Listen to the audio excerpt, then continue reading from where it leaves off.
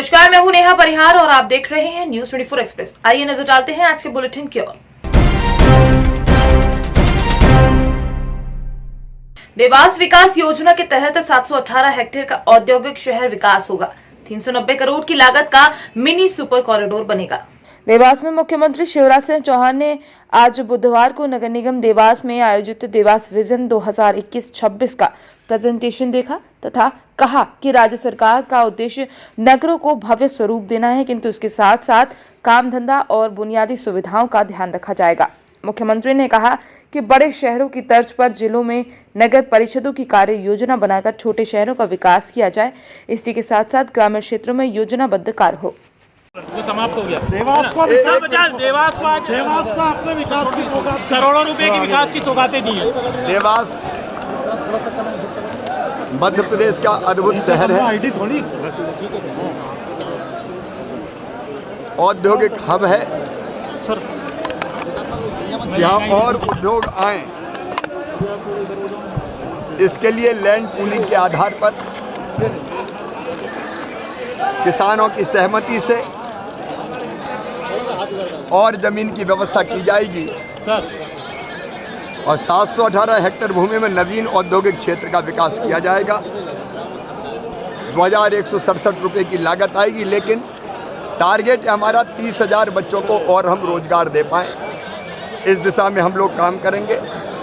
एक जिला एक उत्पाद योजना के तहत देवास का आलू, जो सर्वश्रेष्ठ आलू है, उसका एक विशेष क्लस्टर यहाँ विकसित किया जाएगा। 390 करोड़ रुपए की लागत से मिनी सुपर कॉरिडोर बनाया जाएगा, जिसके दोनों तरफ व्यवसायिक गतिविधियाँ देकर लोगों को रोजगार के काम से भी लगाया जाएगा। 240 करोड़ रुपए की लागत से एबी रोड का भी कायाकल्प होगा। चौड़ीकरण के साथ साथ फ्लाईओवर जैसी सारी व्यवस्थाएं की जाएगी। 63 करोड़ रुपए की लागत से अंतर्राज्यीय बस स्टैंड, नवीन कलेक्टर भवन, मीठा तालाब, भगवती सराय, इन सब का विकास किया जाएगा। माता टेकरी का भी मास्टर प्लान बना है, उसको समय सीमा में हम क्रियान्वित करेंगे। शंकरगढ़ पहाड़ी के संपूर्ण क्षेत्र को एडवेंचर स्पोर्ट्स और सिटी फॉरेस्ट के रूप में विकसित किया जाएगा। हम ये संभावनाएं भी तलाश रहे हैं क्या फिल्म की शूटिंग और फिल्म बनाने का काम भी यहाँ किया जा सकता है।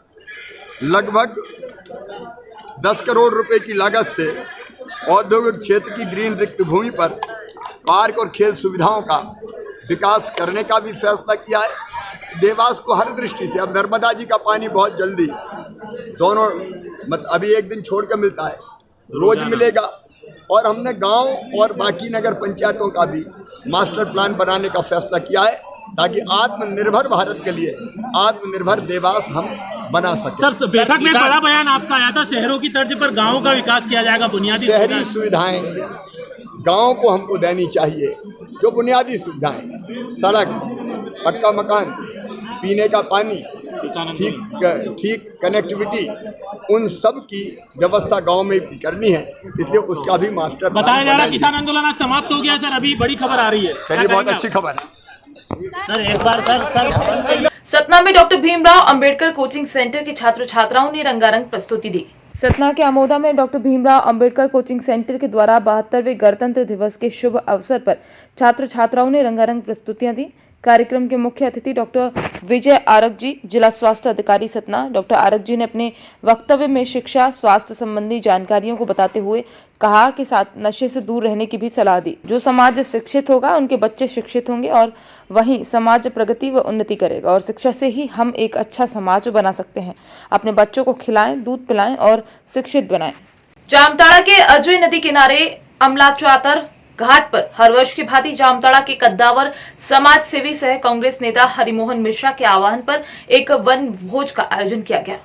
इस दौरान वन भोज कार्यक्रम में सभी पत्रकारों ने उत्साह के साथ भाग लिया एवं पिकनिक का आनंद उठाया। जामताड़ा जिला के पत्रकार संघ के संयोजक राजकिशोर सिंह, देवाशीष भारती, उदय सिंह, आशुतोष चौधरी, राणा प्रताप सिंह, अजीत कुमार, राजीव झा, देवेश कुमार, शशि जोशी, विधान चंद्र दास के अलावा जिले के सभी प्रिंट मीडिया, इलेक्ट्रॉनिक मीडिया के सभी पत्रकारगण उपस्थित होकर हरिमोहन मिश्रा की इस पिकनिक का लाजवाब भोजन का लुत्फ उठाया।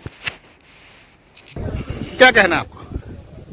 सबसे पहले हमारे पूरे जामताड़ा जिला के जितने भी इलेक्ट्रॉनिक्स या प्रिंट मीडिया हैं सबको बहुत बहुत धन्यवाद देते हैं कि हमारे एक बुलावा पर और हमारे इस वनभोज के कार्यक्रम में आए, इसके लिए सब पूरे जामताड़ा जिला के मीडिया का मैं आभारी हूं तहे दिल से कि उन्होंने मुझे ये आके अपना सम्मान दिया। और दुख में सुख में तो सब लोग साथी होता है, दुख में रहना चाहिए, यहाँ दुख की कोई बात नहीं है। हम लोग खुशी का बात है और हम लोग आज के डेट में खुशी में शामिल हैं और सब लोगों को बहुत बहुत धन्यवाद। और इस वनभोज के कार्यक्रम में सब लोगों को अपना खाएं, आनंद उठाएं और नया साल का शुभकामना मनाएं। धन्यवाद। कांग्रेस के बड़े नेता के तौर पर आप जाने जान रहे हैं, समाज में भी हम कांग्रेस के बड़े नेता नहीं है, कांग्रेस का साधारण सा कार्यकर्ता है और कार्यकर्ता होने के नाते चाहे वो मीडिया हो या हमारे मुख्यमंत्री श्री शिवराज सिंह चौहान से आज मुख्यमंत्री निवास पर उच्च शिक्षा मंत्री डॉक्टर मोहन यादव ने चाय पर चर्चा की। विभागीय योजनाओं के क्रियान्वयन और प्रस्तावित योजनाओं के संबंध में जानकारी दी। मंत्री डॉक्टर यादव ने बताया कि सभी विश्वविद्यालय और महाविद्यालय एक ग्राम को गोद लेकर ग्राम में संचालित कल्याणकारी योजनाओं के क्रियान्वयन की स्थिति की जानकारी प्राप्त करेंगे। इससे गांव में विकास कार्यों का बेहतर क्रियान्वयन हो सकेगा। गांव के विकास के लिए कुलपति, प्राचार्य और विद्यार्थियों की भूमिका महत्वपूर्ण रहेगी। शीघ्र ही ये पहल की जाएगी। सर, चाय पे चर्चा हुई मुख्यमंत्री जी के साथ आपकी, क्या कुछ बातें हुई, क्या कुछ आपने बातें रखी अपने विभाग को लेकर? मुझे खुशी इस बात की है कि हमारे यशस्वी मुख्यमंत्री माननीय शिवराज सिंह जी ने मेरे उच्च शिक्षा विभाग के मामले में जिस ढंग से पिछले समय काम हुआ है उसका अप्रिसिएशन किया। उन्होंने बहुत खुश होकर कहा कि और ऊर्जा, उमंग, उत्साह से काम करने की ज़रूरत है। खास करके हमारा ट्राइबल का बेल्ट है और ये जो पिछड़े वर्ग के बेल्ट है, इसमें भी हमको काफ़ी काम करने की गुंजाइश है। मैं उम्मीद कर रहा हूँ कि जिस प्रकार से उनने हमको पिछले कोरोना के काल के बावजूद भी परीक्षा की परमिशन दी थी, अब आज जबकि सारे कॉलेज खोले जा चुके हैं, ऐसे में हमारी जवाबदारी और बढ़ जाती है कि आगामी परीक्षा भी हम सम्मानजनक तरीके से करा लें और शिक्षा का गुणवत्तापूर्ण शिक्षा और उसका स्तर अंतर्राष्ट्रीय स्तर का बने, इस दिशा में हमने प्रयास करना प्रारंभ किए। 2-3 विषय खास करके नवाचार की दृष्टि से लिए हैं कि अब सभी विश्वविद्यालय, महाविद्यालय कम से कम एक गांव को जरूर गोद लेंगे और वो गांव आमतौर पर पिछड़े की श्रेणी में रहेगा ताकि वहाँ हमारी सामाजिक सहभागिता भी बने। तो उच्च शिक्षा विभाग एक तरह से इस ड्यूटी को करने को तैयार है कि हमारे अपने गाँवों के अंदर शासन की विभिन्न योजनाओं का क्रियान्वयन कैसे हो रहा है, उनकी कठिनाइयाँ क्या है, भविष्य की संभावना और वहाँ का यूथ का उपयोग कैसे करें, इस दिशा में हम काम करने की योजना बना रहे हैं। उसी प्रकार से जो हमारे गाँव के अंदर कॉलेज खुले हैं, उन कॉलेज के अंदर नए नए कोर्स लाने की दिशा में भी कई सारे निर्णय कर रहे हैं जो रोज़गार परक हो, खासकर प्लेसमेंट में जिसका लाभ मिल पाए। ऐसे नए सब्जेक्ट लेकर आने की दिशा में भी हमने बात की है, जिसमें पशुपालन हो सकता है, एग्रीकल्चर हो सकता है और इसी प्रकार से अन्य प्रकार के कोर्स हैं जिनसे आदमी अपना स्वयं का रोजगार भी कर सकता है, स्वयं की खेतीबाड़ी भी कर सकता है। सरकार पे या नौकरी पे निर्भर होना ये कोई अंतिम हल नहीं है। आने वाली शिक्षा नीति भी इसी प्रकार से हमको प्रेरित कर रही है। एक बात ये भी महत्व रख रही है कि नई शिक्षा नीति में 2035 के आसपास आगामी समय में जब विश्वविद्यालय की संकल्पना धीरे धीरे खत्म हो जाएगी, जो शैक्षणिक संस्थान हैं वो अपनी खुद गुणवत्तापूर्ण बनाते हुए स्थिति और वो अपने आप में डीम्ड यूनिवर्सिटी का रूप ले लेंगे। तो हमको समय समय अभी से तैयारी करना पड़ेगी कि आने वाले समय में ये जो विश्वविद्यालय का स्वरूप समाप्त होने के बावजूद भी गुणवत्ता में शिक्षा में कोई कॉम्प्रोमाइज़ नहीं करें।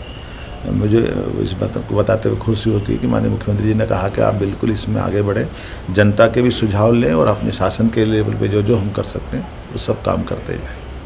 सर, आपने कहा है कि एक नवाचार करने जा रहे हैं कि कॉलेज गाँव को गोद लेंगे, तो उसमें क्या विकास कार्य रहेगा कि शैक्षणिक उसमें गतिविधियां बढ़ाने रहेगी, क्या कुछ रहेगा उसके बारे में थोड़ा सा? ये गांव के अंदर जो हमने बात कही है वो परिपूर्ण रूप से रहेगा। आमतौर पे अभी तक एनएसएस की कोई यूनिट जाती थी, वो पर्टिकुलर छोटा मोटा कोई सेवा का काम करती थी और लौट कर जाती थी।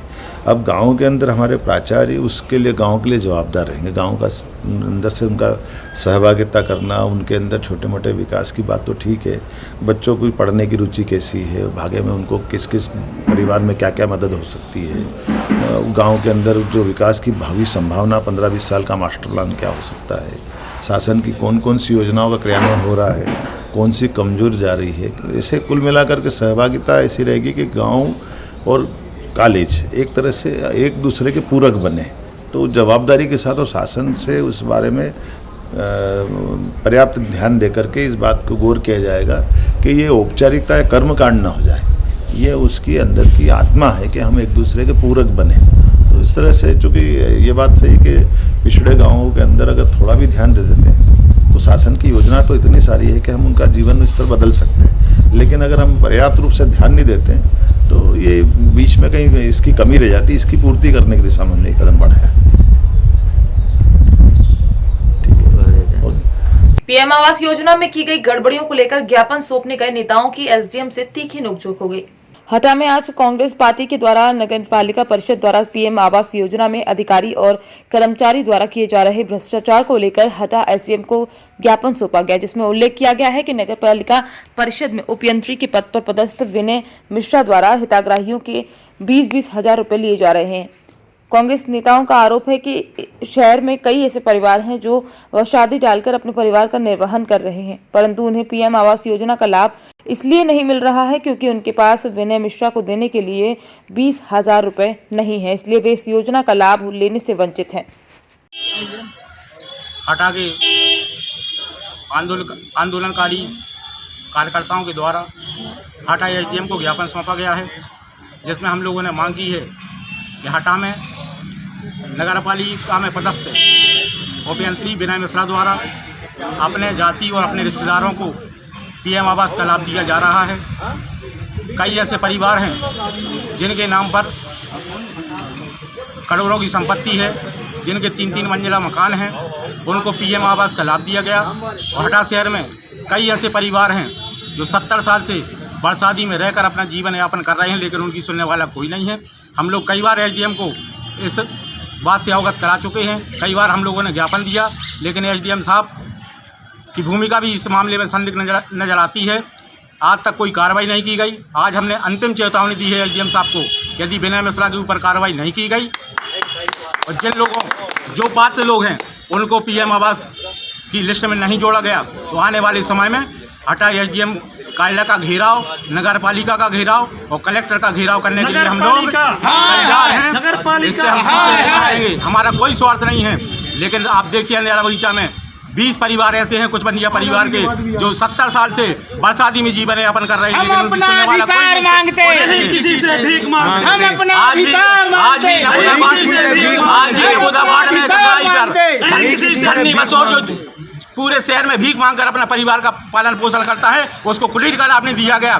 कैसी नगर पालिका है और कैसे यहाँ पर शासन के अधिकारी और कर्मचारी किस तरीके से काम कर रहे हैं, इनकी कार्यप्रणाली में प्रश्न इसलिए लगता है कि धन्नी बसोर आज ही बरसाती में जीवन यापन कर रहा है, कुछ बंदियों को आज भी कुटी नहीं दी गई है। हमारी लड़ाई इसलिए है और आने वाले समय में इस हटा एसडीएम कार्यालय का, नगर पालिका कार्यालय का और जरूरत पड़ेगी तो कलेक्टर का घेराव हम करेंगे। ये चेतावनी हमारी शासन और प्रशासन। कौशाम्बी के मंचनपुर मुख्यालय डाइट मैदान में उत्तर प्रदेश के डिप्टी सीएम माननीय केशव प्रसाद मौर्य का भव्य स्वागत किया गया। उप मुख्यमंत्री केशव प्रसाद मौर्य ग्रामीण क्षेत्रों से मुख्य मार्गों को जोड़ने के लिए 625 करोड़ 30 लाख रुपए की लागत से 101 मार्गों पर बटन दबाकर लोकार्पण और शिलान्यास भी किए। डिप्टी सीएम ने जनसभा को संबोधित करते हुए कहा कि हमारी सरकार देश हित में काम कर रही है। आम जनमानस को समस्त कल्याणकारी योजनाओं का लाभ पहुंचाने के उद्देश्य से सरकार द्वारा विभिन्न योजनाएं लागू की गई हैं। 600 करोड़ से अधिक की परियोजनाएं लोकार्पण किया गया, शिलान्यास किया गया। बहुत सारी परियोजनाएं भविष्य में और आने वाली। मेडिकल कॉलेज का निर्माण भी हम लोग प्रयास कर रहे हैं कि त्रिस्तरीय पंचायत चुनाव की आचार संहिता लगने से पहले शुरू हो जाए और विकास की जो गंगा है वो तीव्र गति से आगे बढ़ती रहे और आने वाले समय में कौशाम्बी औद्योगिक दृष्टि से जो पिछड़ा है वो औद्योगिक क्षेत्र में भी विकास की दृष्टि से आगे बढ़े, इसका विकास। यूपी पंचायत चुनाव कब तक होने के आसार है? यूपी पंचायत चुनाव कब तक होने के आसार है? आ जाएगी सूचना, तैयारी हो रही। माननीय जो दिल्ली में पहले होगा कि बाद में होगा? बोर्ड एग्जाम पहले पंचायत चुनाव होगा कि चुनाव के बाद? सूचना आ जाएगी। इस निर्णय अखिलेश यादव ने कहा है कि भाजपा कसूरवार है जो दिल्ली में किसानों ने इतना उपद्रव किया। इसकी सजा जो भी कल की दुर्घटना और कल के हमला और कल के राष्ट्रीय पर्व का अनादर करने वालों के द्वारा जो कुकृत्य किया गया है उसका समर्थन किसी भी भाषा में, चाहे कांग्रेस करेगी, सपा करेगी, बसपा करेगी, आम आदमी पार्टी करेगी, उसकी सजा उत्तर प्रदेश और देश की जनता आने वाले समय में जब जनता की अदालत में आना पड़ेगा उनको उस समय दिया जाएगा। माननीय जी, कौशाम्बी में सड़कों का जाल तो बिछा हुआ है, लेकिन कुछ ग्रामीण अंचल की ऐसी सड़कें हैं जिस तरफ कोई ध्यान नहीं दिया जा रहा। मैंने बताया 800 करोड़ से अधिक की परियोजनाएं प्रस्तावित हैं, उसमें ग्रामीण क्षेत्र भी है और नगर क्षेत्र। पिछले समय मैंने कहा आलोचना में मैं विश्वास नहीं रखता, काम करने में रखता हूँ। पिछले समय सड़कें बनी नहीं थी, कागज में दिखी थी, लेकिन उनकी स्थिति बहुत खराब हो गई थी। वो कैसे सब हम ठीक कर सके। भोरासा स्वास्थ्य केंद्र कर्मचारी, आंगनबाड़ी कार्यकर्ता व आशा कार्यकर्ताओं को लगा कोविशील्ड का टीका। भोरासा में 27 जनवरी बुधवार से कोरोना की वैक्सीन लगनी शुरू हो गई। केंद्र सरकार की योजना के अनुसार सबसे पहले वैक्सीन सफाई कर्मचारियों, स्वास्थ्य कर्मचारियों को दी जा रही है। डॉक्टरों, नर्सों और फ्रंटलाइन के अन्य स्वास्थ्य कर्मियों के साथ आंगनबाड़ी कार्यकर्ता एवं आशा कार्यकर्ताओं का टीकाकरण किया गया। पहला टीका कैलाश चंद्र कुंभकार को लगाया गया।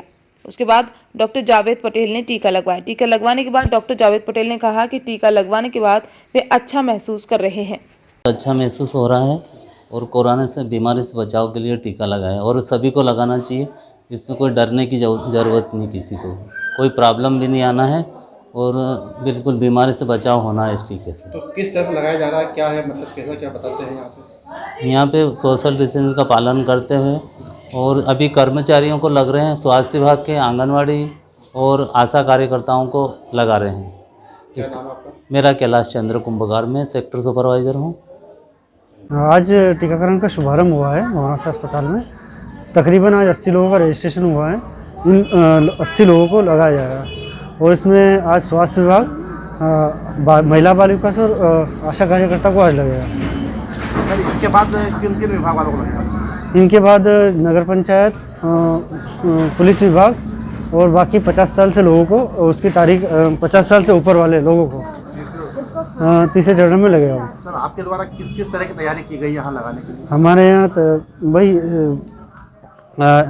5 लोग हैं इसमें। 5 लोगों में पहला लोग मतलब वो है पुलिस विभाग, उसमें ANM है, फिर मेंटेनेंस के लिए है और फिर अगर कोई रिएक्शन होती है तो डॉक्टर है उसके लिए। और उसमें ऑब्जर्वेशन रूम में, यहाँ अगर टीका लगने के बाद कोई रिएक्शन होती है तो ऑब्जर्वेशन रूम में 30 मिनट तक बिठाया जाएगा पेशेंट को। क्या नाम है सर आपका? Doctor Javed Patel, medical officer Bhorasa. Chhattisgarh का खास लोक पर्व है छेरछेरा। ये अन्नदान का महापर्व है। छेरछेरा पर्व धूमधाम के साथ मनाया जा रहा है। छत्तीसगढ़ में ये पर्व नई फसल के खलियान से घर आ जाने के बाद मनाया जाता है। ये उत्सव कृषि प्रधान संस्कृति में दानशीलता की परंपरा को याद दिलाता है। उत्सव धर्मिकता से जुड़ा छत्तीसगढ़ का मानस लोक पर्व के माध्यम से सामाजिक समरसता को सुदृढ़ करने के लिए आदिकाल से संकल्पित रहा है। इस दौरान लोग घर घर जाकर अन्न का दाना मांगते हैं। वहीं गांव में युवक घर घर जाकर डंडा नृत्य करते हैं। छेरछेरा का त्योहार मनाया जाता है।